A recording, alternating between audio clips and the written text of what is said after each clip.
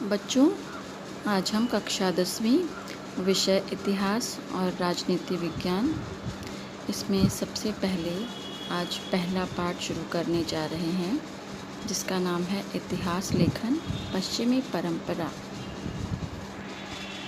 पश्चिमी परंपरा यहाँ पर इसका अर्थ है यूरोपीय देशों में जो भी इतिहास संबंधी अनुसंधान या लेखन हुए, इनसे आपको अवगत कराने के लिए हम ये पाठ पढ़ने जा रहे हैं। प्रस्तुत पाठ में सबसे पहले हम ये पढ़ेंगे कि इतिहास लेखन की परंपरा किस प्रकार प्रारंभ हुई एवं आधुनिक इतिहास का लेखन किस प्रकार शुरू हुआ, किस प्रकार इसकी शुरुआत हुई। साथ ही साथ हम यूरोप में जो वैज्ञानिक दृष्टिकोण का विकास और इतिहास लेखन हुआ और कुछ महत्वपूर्ण विचारक, इनके बारे में भी हम जानकारी प्राप्त करेंगे। इतिहास, इसका अर्थ होता है भूतकाल में घटित घटनाओं के बीच क्रमिक संगति बिठाकर आकलन करना व इस उद्देश्य को लेकर इतिहास का अनुसंधान, लेखन और अध्ययन करना। यह निरंतर व अखंड चलने वाली प्रक्रिया है। इतिहास लेखन करना अर्थात भूतकाल की घटनाओं को वर्तमान पीढ़ी के सामने प्रस्तुत करना होता है। जैसा कि आप सभी जानते हैं, इतिहास यह बीत चुकी घटनाओं का शास्त्र है। बीती हुई घटनाओं के बारे में आपको पढ़ाया जाता है। बच्चों, इतिहास विषय यह विज्ञान, भूगोल इत्यादि अन्य विषयों से भिन्न है। जैसा कि आप जानते हैं, विज्ञान, भूगोल, इनमें आप प्रत्यक्ष प्रयोग, प्रत्यक्ष घटनाओं को देख करके इनके बारे में पढ़ते हैं, परंतु इतिहास में ऐसा नहीं होता है। इतिहास के अनुसंधान अथवा शोध कार्य में प्रायोगिक पद्धति अथवा प्रत्यक्ष निरीक्षण का अवलंब करना संभव नहीं होता है। इतिहास की घटनाओं को दोहराया भी नहीं जा सकता। साथ ही सभी सार्वत्रिक नियमों को स्थापित करना एवं सिद्ध करना भी एक इतिहासकार के लिए संभव नहीं होता है। जैसा कि आपने 9वीं कक्षा के पहले पाठ में पढ़ा है कि इतिहास का लेखन करने के लिए 3 स्रोतों की आवश्यकता होती है, और ये स्रोत होते हैं भौतिक स्रोत, लिखित स्रोत एवं मौखिक स्रोत। भौतिक स्रोतों के अंतर्गत प्राचीन वास्तु, इमारतें, सिक्के इत्यादि आते हैं। लिखित स्रोत के अंतर्गत लिखित अर्थात जो ऐतिहासिक प्राचीन ग्रंथ हैं, ये आते हैं। हम देखेंगे कि इतिहास अनुसंधान की पद्धति में कौन कौन से सोपान आते हैं। सबसे पहले उपलब्ध ऐतिहासिक जानकारी की और उसके संदर्भों की अच्छे से जांच पड़ताल करना। इसके पश्चात ऐतिहासिक जानकारी का संकलन, ऐतिहासिक परिवर्तनों के लिए कारण बनी प्रक्रियाओं का स्वरूप अधोरेखित करना और उनका तुलनात्मक विश्लेषण करना। विशिष्ट ऐतिहासिक घटना की उपलब्ध जानकारी के स्थान व काल के संदर्भ में तथा उस ऐतिहासिक अध्ययन पद्धति की विभिन्न अवधारणाओं वाली चौखटों की स्थापना करना, उनका आकलन करना। ऐतिहासिक संदर्भों के साथ संबंधित उचित प्रश्नों की प्रस्तुति करना, संभावित परिकल्पनाएं प्रस्तुत करना व इतिहास के साधनों का विश्लेषणात्मक अनुसंधान करना। अर्थात यदि कोई घटना हुई है, उदाहरण स्वरूप प्रथम विश्व युद्ध, तो यह विश्व युद्ध क्यों हुआ, उस समय कैसी राजनीतिक घटनाएं घटीं, यूरोप में किस प्रकार के परिवर्तन हुए, इन सभी प्रश्नों के साथ उस घटना को पाठकों तक उचित रूप में प्रस्तुत करना एवं प्रत्येक घटना का संपूर्ण ब्यौरा वर्तमान पीढ़ी तक पहुंचाना, उसके क्या परिणाम हुए, यह सभी स्पष्ट करना। जैसा कि आप सभी को समझ में आ गया है कि इतिहास लेखन के जो स्रोत हैं वे हैं भौतिक, लिखित एवं मौखिक स्रोत। सबसे पहले ऐतिहासिक दस्तावेज लिखने के लिए जिस भाषा और लिपि का प्रयोग किया जाता है, उस दस्तावेज का वाचन करने और उसका अर्थ समझने के लिए उस भाषा और लिपि को पढ़ने वाले विशेषज्ञ की आवश्यकता होती है। पश्चात अक्षर की बनावट, आकार, प्रकार, लेखक की भाषा शैली, उपयोग में लाए गए कागज़ का निर्माण समय, कागज़ का प्रकार, मुद्रा जैसे विभिन्न बातों के लिए संबंधित दस्तावेज मौलिक हैं अथवा नहीं, इसकी जांच पड़ताल करते हैं, निश्चित करते हैं। इसके पश्चात ही इतिहासकार इतिहास के लेखन को प्रारंभ करते हैं। इतिहास लेखन के जो लिखित स्रोत हैं, उनमें ये जो लिखित स्रोत हैं, ये पुरातत्व अभिलेखागार यहाँ पर उपलब्ध होते हैं। भारत का अपना पुरातत्व अभिलेखागार है जो कि दिल्ली में स्थित है। राज्य के अपने अपने स्वतंत्र अभिलेखागार भी होते हैं। इन अभिलेखागारों में लिखित दस्तावेज जैसे राजाओं की जीवनियाँ, उनके दरबार में उपस्थित कवि एवं लेखकों द्वारा लिखित राजाओं की जीवनियाँ, विभिन्न राजाओं के बीच हुए संधि समझौते, पत्र व्यवहार, इन सभी को इनके मूल रूप में रखा जाता है और यह इतिहास लेखन करने में बहुत सहायक होते हैं। आपके सामने एक भौतिक स्रोत उपलब्ध है। आप देख सकते हैं कि यह एक शिलालेख है जो कि ऐतिहासिक घटनाओं का अंकन करने में और उन्हें लिखने में ये शिलालेख सहायता करते हैं और ऐसा माना जाता है यह शिलालेख 4500 वर्ष पूर्व मेसोपोटामिया इस जगह पर मिला है। इस शिलालेख में हम ध्यान से देखें तो इसमें उस समय के तत्कालीन 2 राजाओं के बीच हुए युद्ध का अंकन हुआ है और इस समय यह शिलालेख फ्रांस के विश्वविख्यात लूव्र संग्रहालय। आगे चलते हैं। इतिहास लेखन की परंपरा। इतिहास में उपलब्ध प्रमाणों का अध्ययन पूर्वक अनुसंधान कर भूतकाल में घटित घटनाओं को प्रस्तुत करना और इस प्रकार इतिहास की प्रस्तुति करने वाले इसको इतिहासकार कहते हैं। इतिहासकार के लिए सभी घटनाओं का वर्णन करना संभव नहीं होता है और यह उस पर ही निर्भर करता है कि वह अपने पाठकों तक क्या पहुंचाना चाहते हैं। इतिहासकार का यही प्रयास होता है कि जिन घटनाओं ने मनुष्य एवं समाज पर गहरा असर डाला, जिन्होंने समाज की दिशा बदली, ऐसी ही घटनाओं का प्रस्तुतिकरण वे पाठकों के समक्ष करें।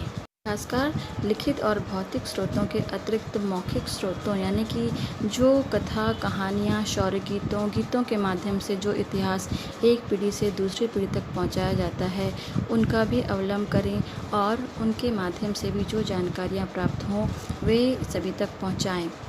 प्राचीन संस्कृतियों में इतिहास लेखन कला का ज्ञान किसी को भी नहीं था, परंतु एक पीढ़ी से दूसरी पीढ़ी तक ज्ञान कहकर, बोलकर, कथा कहानियों के माध्यम से पहुंचाया जाता था। तो इस प्रकार हमने देखा कि किस तरह से इतिहासकार इन तीनों स्रोतों के द्वारा इतिहास का लेखन करते हैं। इतिहास लेखन की परंपरा का प्रारंभ करने का श्रेय ग्रीक इतिहासकार हेरोडोटस को जाता है। इन्होंने अपने ग्रंथ द हिस्ट्रीज़ में सर्वप्रथम हिस्ट्री इतिहास इस शब्द का सबसे पहले प्रयोग किया। आधुनिक इतिहास लेखन की परंपरा के बीच ग्रीक अर्थात यूनानी इतिहासकारों के लेखन में पाए जाते हैं और इसीलिए हेरोडोटस का नाम इनमें सबसे आगे लिया जाता है। इतिहास लेखन का प्रारंभ उचित प्रश्नों के साथ होता है और ये प्रश्न मानव केंद्रित होते हैं। साथ ही साथ इनका किसी भी दैवीय घटना से संबंध जोड़ने का प्रयास नहीं किया जाता है। इस प्रकार इन प्रश्नों की प्रस्तुति के रूप में इतिहास लेखन संभव हो सकता है। इस प्रकार हम ये कह सकते हैं कि आधुनिक इतिहास लेखन का प्रारंभ आज से 2500 वर्ष पहले अर्थात ईसा पूर्व 5वीं शताब्दी में प्रारंभ हुआ और इसका श्रेय यूनानी इतिहासकार हेरोडोटस को जाता है। हम देखेंगे कि किस प्रकार यूरोप महाद्वीप के देशों में वैज्ञानिक दृष्टिकोण का विकास हुआ और इतिहास का लेखन प्रारंभ हुआ। यूरोप में मध्ययुगीन काल अर्थात 15वीं शताब्दी में पुनर्जागरण हुआ। पुनर्जागरण का अर्थ होता है दर्शन एवं विज्ञान के क्षेत्रों में प्रगति होना। इसके पहले यूरोप में जो भी विश्वविद्यालय थे वहाँ पर केवल धर्म संबंधी जानकारी ही दी जाती थी, परंतु 18वीं शताब्दी में दर्शन और विज्ञान इन क्षेत्रों में प्रगति हुई तथा कई अनुसंधान कार्य हुए।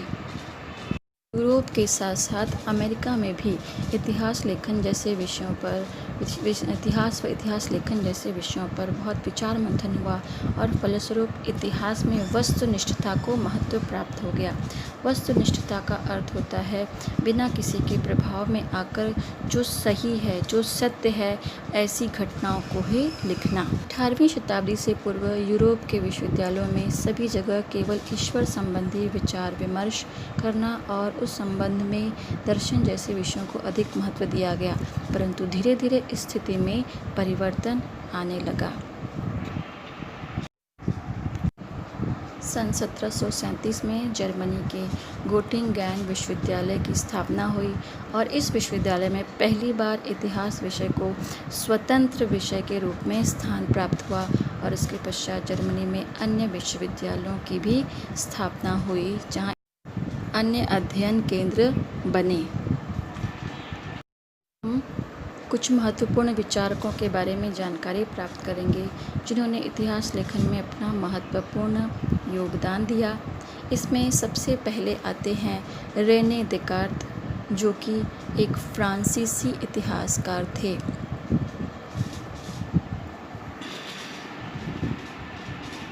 इतिहास लेखन में उपयोग में लाए जाने वाले ऐतिहासिक साधनों की विशेषता कागज़ों की विश्वसनीयता की जांच करना आवश्यक है, यह विचार आग्रहपूर्वक रखा जा रहा था और इसमें सबसे आगे फ्रांसीसी दार्शनिक रेने देकार्त थे और इन्होंने कहा कि जब तक कोई बात सत्य है ऐसा निस्संदेह रूप से स्थापित नहीं हो जाता तब तक उसे कदापि स्वीकार नहीं करना चाहिए।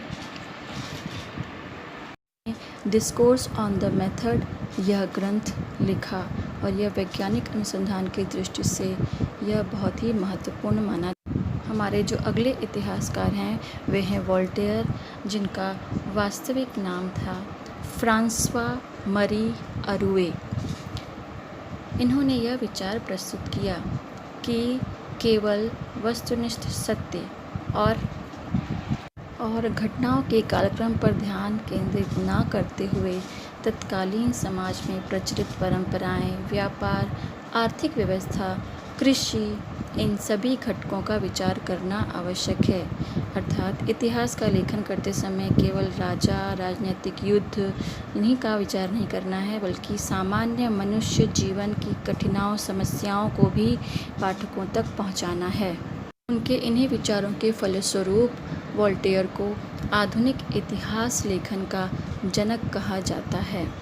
और आपको ये भी बता दूं कि इन्हीं के विचारों के फलस्वरूप फ्रांस में राज्य क्रांति, जिसमें जनता ने अपने ऊपर शासन करने वाले अत्याचारी राजा लुई 16वें के शासन को उखाड़ फेंका और जनता के राज्य की स्थापना हुई। अगले विचारक हैं वे हैं जर्मन दार्शनिक जॉर्ज विलियम फ्रेडरिक हेगल। इन्होंने ऐतिहासिक यथार्थ और वास्तविकता को तर्क शुद्धता पद्धति द्वारा प्रस्तुत किया जाना चाहिए, यह विचार प्रस्तुत किया। इतिहास का घटनाक्रम प्रगति के चरणों को दर्शाता है और उन्होंने यह भी कहा कि इतिहासकार को समय समय पर उपलब्ध होने वाले प्रमाणों के अनुसार इतिहास में उचित परिवर्तन लाना, अर्थात इतिहासकार को समय समय पर उपलब्ध होने वाले प्रमाणों के अनुसार बदलते जाना चाहिए तथा इतिहास के अध्ययन पद्धति, उन्होंने यह कहा कि इतिहास की अध्ययन पद्धति भले ही विज्ञान जैसे प्रायोगिक विषय की पद्धति से भिन्न है पर की गुणवत्ता किसी भी प्रकार से कम नहीं है। हेगल ने द्वंद्ववाद का सिद्धांत प्रस्तुत किया, अर्थात उन्होंने कहा कि किसी भी घटना का आकलन करने के लिए वह घटना कितनी सत्य है, कितनी असत्य है, यह पहले प्रस्तुत करना होता है और इसके पश्चात किसी भी सिद्धांत को प्रतिपादित करने से भी घटना का आकलन करने से पहले उसका वर्गीकरण दो विरोधी वर्गों में करना पड़ता है और इस प्रकार से इस सिद्धांत को प्रस्थापित किया जाता है और उसका तर्क देने के लिए, उसे काटने के लिए दूसरे सिद्धांत को प्रस्तुत करके इस प्रकार तार्किक खंडन मंडन द्वारा किसी भी घटना के दोनों रूपों को प्रस्तुत किया जाता है और इस प्रकार इस सिद्धांत को द्वंद्ववाद कहा जाता है। हेगल द्वारा लिखित दो पुस्तकें प्रमुख हैं। ये हैं एनसाइक्लोपीडिया ऑफ फिलोसॉफिकल साइंसेस और दूसरी पुस्तक है इनकी रीजन इन हिस्ट्री। हमारे जो अगले विचारक हैं वे हैं लियोपोल्ड वान रांके। ये भी एक जर्मन इतिहासकार थे तथा बर्लिन विश्वविद्यालय में कार्यरत थे। उनका यह मानना था कि मूल दस्तावेज़ों के आधार पर प्राप्त जानकारी सबसे अधिक महत्वपूर्ण होती है और ऐतिहासिक घटनाओं से संबंधित सभी दस्तावेज़ों की अच्छी तरह खोजबीन की जानी चाहिए। इस प्रकार बिना किसी काल्पनिकता का प्रयोग किए हुए ऐतिहासिक घटनाओं को पाठकों तक प्रस्तुत करना चाहिए। उनके द्वारा लिखित लेखों का संकलन the theory and practice of history और the secret of world history इन ग्रंथों में प्राप्त है।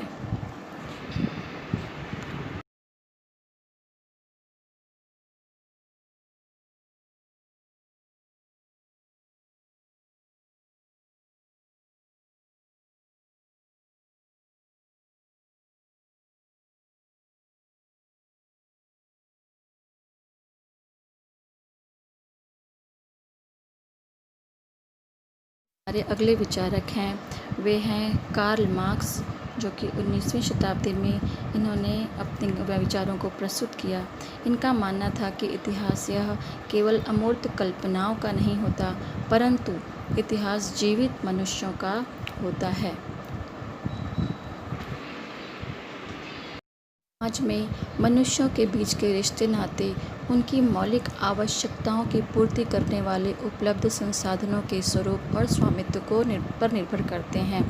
ये संसाधन समाज के विभिन्न वर्गों को समान रूप से प्राप्त नहीं होते और इस प्रकार समाज में वर्ग पर आधारित विषम विभाजन होता है और वर्ग संघर्ष निर्माण होता है और यह समाज दो वर्गों में बँट जाता है, एक शोषक और एक शोषित।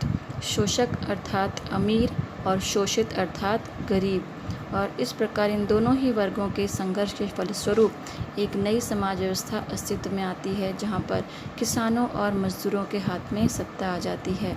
इसे ही कार्ल मार्क्स का साम्यवाद भी आप कह सकते हैं। कार्ल मार्क्स ने इन सभी विचारों को अपने ग्रंथ दास कैपिटल में प्रस्तुत किया। इस प्रकार कार्ल मार्क्स के मतानुसार इतिहास यह हमेशा मानव संघर्ष का ही वर्णन रहा है। इतिहास लेखन में जो अगली प्रणाली है वह है एनल्स प्रणाली और इस प्रणाली को प्रारंभ करने का श्रेय जाता है फ्रांसीसी इतिहासकारों को। उनके मतानुसार इतिहास केवल राजनीतिक गतिविधियों, राजाओं, नेताओं का ही वर्णन न होकर के तत्कालीन जलवायु अर्थात उस समाज में प्रचलित जलवायु, स्थानीय जन, किसान, व्यापार, प्रौद्योगिकी, यातायात, संचार, संपर्क साधनों, सामाजिक विभाजन जैसे विषयों का अध्ययन करना भी आवश्यक होता है। इस प्रणाली के मतानुसार केवल राजनीतिक घटनाओं ही नहीं बल्कि मानव समाज से संबंधित विषयों का अध्ययन भी इतिहास देखेंगे कि स्त्रीवादी लेखन यह इतिहास में इसका क्या दृष्टिकोण है, अर्थात स्त्रियों के दृष्टिकोण से इतिहास की गई पुनर्रचना। और इसमें सबसे महत्वपूर्ण योगदान दिया फ्रांसीसी इतिहासकार सीमा द बोवा ने। इन्होंने पुरुष प्रधान जो दृष्टिकोण है इतिहास में, इस पर पुनर्विचार पर बल दिया। साथ ही साथ उन्होंने स्त्रियों से संबंधित समस्याओं को भी इतिहास में अंकित किया। फ्रांसीसी विदुषी सीमा द बोआ ने स्त्रियों के जीवन से जुड़े नौकरी, रोजगार, ट्रेड यूनियन, उनके लिए कार्यरत संस्थान, स्त्रियों का पारिवारिक जीवन जैसे विभिन्न पहलुओं पर विस्तार में विचार करने के लिए अनुसंधान किया। इनके प्रयासों के ही की वजह से 1990 ईस्वी के पश्चात स्त्री को एक स्वतंत्र सामाजिक वर्ग मानकर इतिहास लिखे जाने पर बल दिया गया है।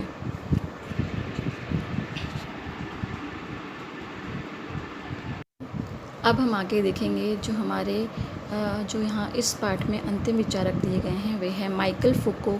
और माइकल फुको ने अपने आर्कियोलॉजी ऑफ नॉलेज ग्रंथ में यह प्रतिपादित किया कि इतिहास की कालक्रमानुसार अखंड रूप में प्रस्तुति ही सिर्फ उचित नहीं है, परंतु इन इतिहास में भूतकाल में हुए परिवर्तनों का स्पष्टीकरण भी अत्यंत आवश्यक है।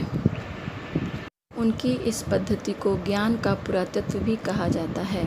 तो इस प्रकार हमने इस पाठ में देखा बच्चों कि किस प्रकार यूरोप के भिन्न भिन्न विचारकों ने इतिहास लेखन में अपनी महत्वपूर्ण भूमिका निभाई।